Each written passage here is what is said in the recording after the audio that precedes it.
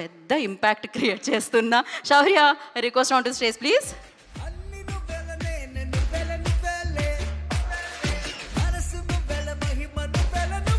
Hi hero, hi, congrats bro. Hi everyone, good evening. ఇక్కడికి వచ్చిన పెద్దవాళ్ళకి, మీడియా వాళ్ళకి చాలా థ్యాంక్స్.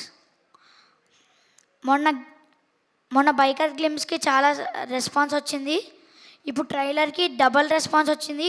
మూవీకి ఇంకా బాగా రెస్పాన్స్ వస్తుందని కోరుకుంటున్నాను.